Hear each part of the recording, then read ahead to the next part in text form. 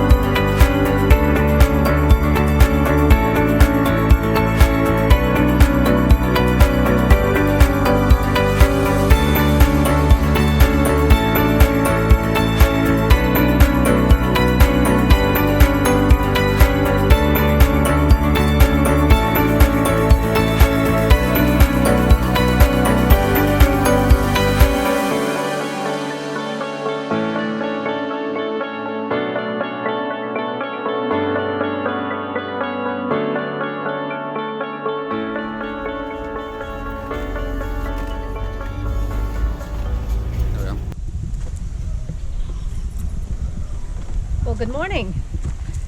If you don't know who we are, I'm MeShell, and along with my husband David, we're Merrimanx Travels. And if you haven't watched our video, welcome, and if you have, welcome back. We just want to catch you up to where we're currently at. We left the Isle of Man Wednesday of last week.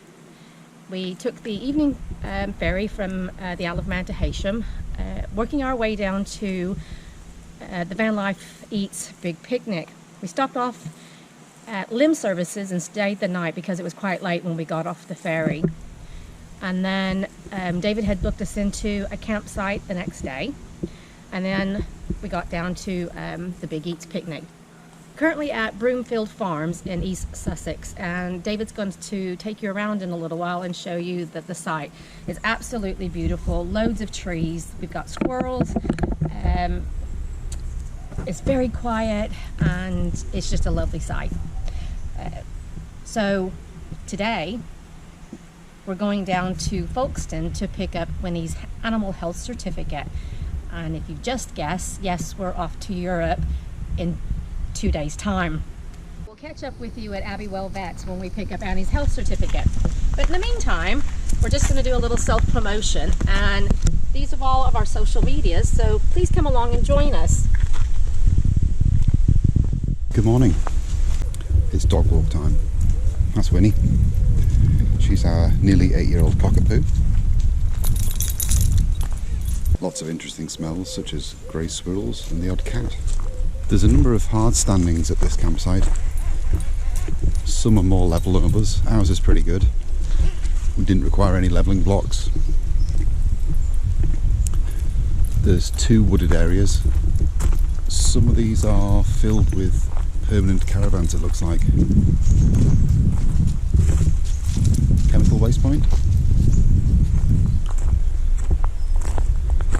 Fresh and wastewater. And rubbish disposal. As you actually come onto the site, there's a large field parking area, which if you want lots of sun, lots of space, then perhaps this is the place for you. If you're new to motorhome parking or caravan parking, the Motorhome and Caravan Club has a new system in place where they're using 2 stakes rather than 1.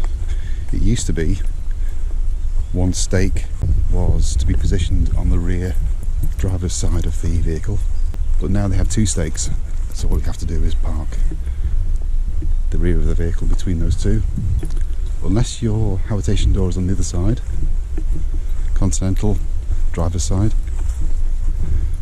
and then it looks like you're allowed to drive straight in as long as you're positioned again between the 2 posts. As you can see, there's a one-way system in place, which is handy for us because we'll be driving out this way later on. And just up there is the motorhome service point, the small lay-by. We actually had to turn around and face the wrong way because our grey waste emptying point is on the driver's side. This is back to where we started from, but we'll go the other way this time. Lots of pictures. Late August, early September, it's fairly quiet. And reasonably priced as well, although there's no on-site facilities other than taps and rubbish disposal. There's no shower block, there's no washing facilities, so everything needs to be self-contained. But for £17 for the night, I thought it was quite reasonable. And this is the second wooded area. A lot larger than the last one. There's a small one-way loop going around. A few caravans parked up. Some with occupants, some not.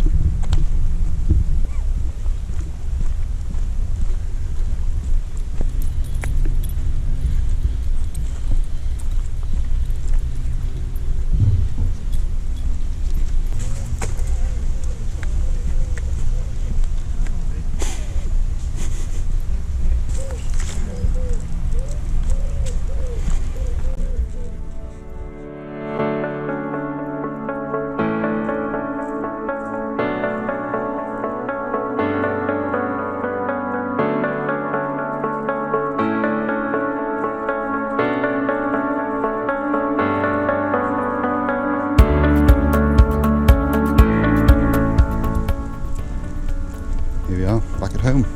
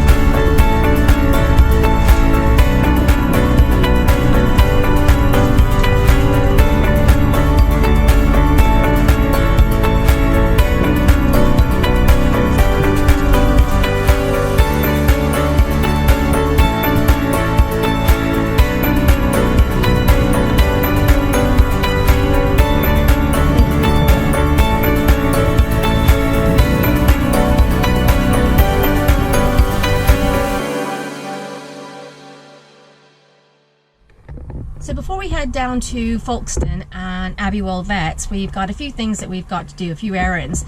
The first one is we need to find a post office in order to ship back my my prize that I won from winning second place at the Van Life Eats bake-off competition. So I'm really excited about that. I won second place with my maple pecan pie bars, and the box is absolutely enormous, full of all kinds of baking goodies, cookie cutters, and just so much stuff, and it was a real thrill for me. So thanks very much to the judges for picking my entry.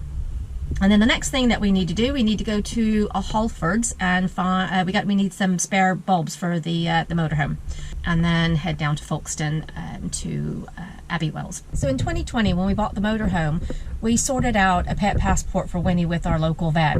Even though at that time it wasn't quite sure what was happening with Brexit and pet passports and what kind of certificates or animal health certificates was going to be brought in.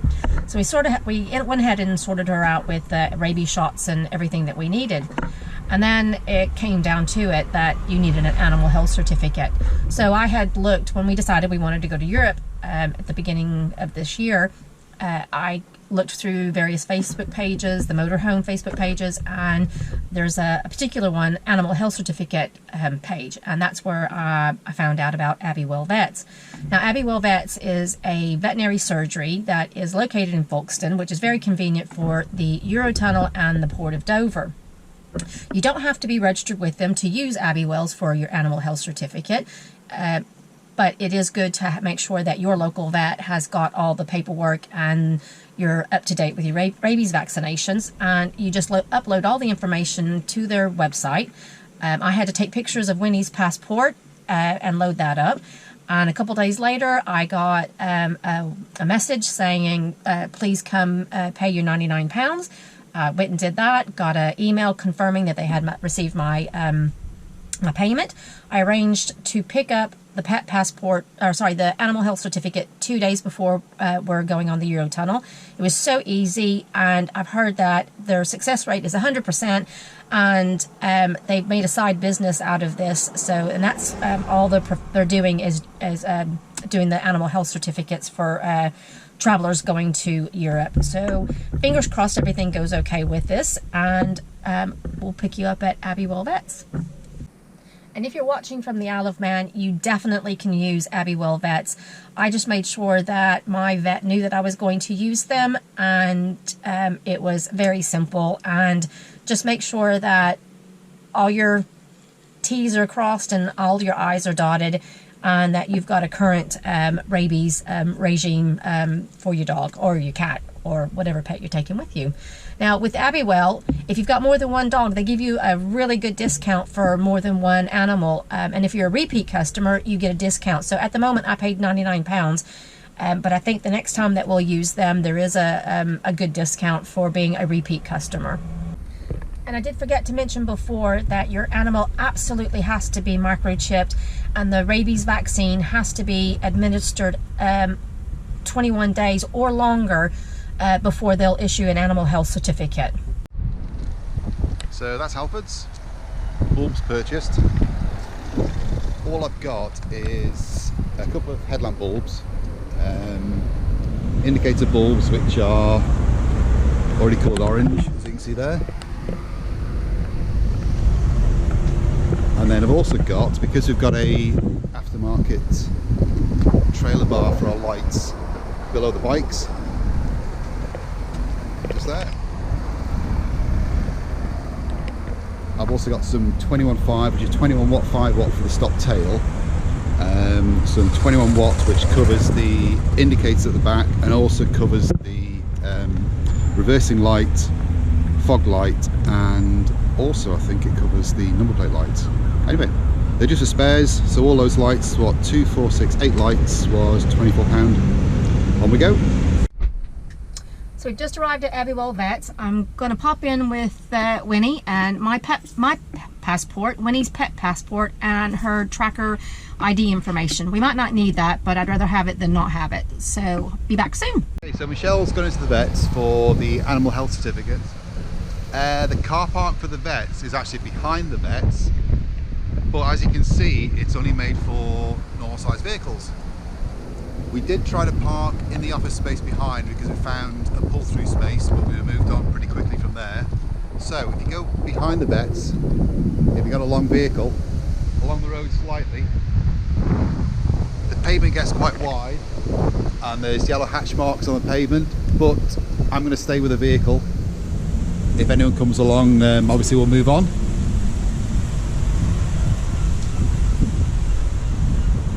So it's opposite the Radnor Arms, and I'll put a note on the screen as to the name of the road, which that's any help. So that's where we're parked.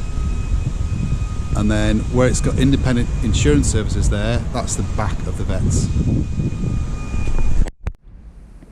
We're parked on... Hello? Hello, Ben. Okay, I'm just up the road a bit out of the car park. Oh, right, okay, up the same street. Yeah. Okay, see you in a sec. Bye. Right, parked on Christchurch Road, opposite the Radnor Arms. What 3 words is, let's find an easy one. Bracing, puzzled, outfitter. Hello. That literally took 5 minutes. I mean, they have it all ready for you. You just print your name and sign it. They scan the dog, and so easy.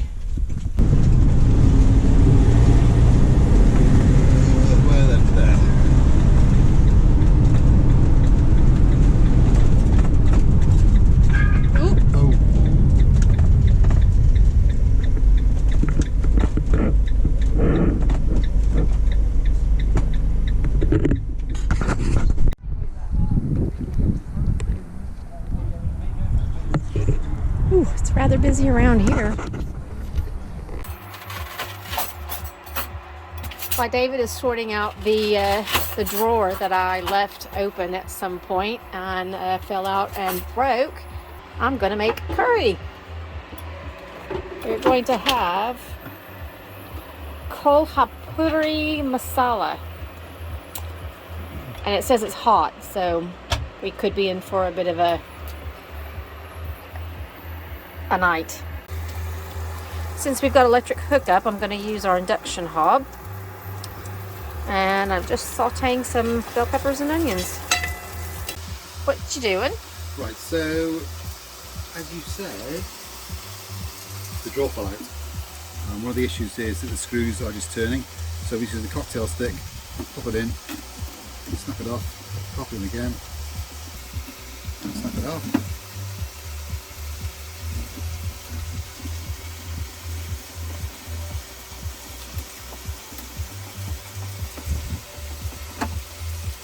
Good news.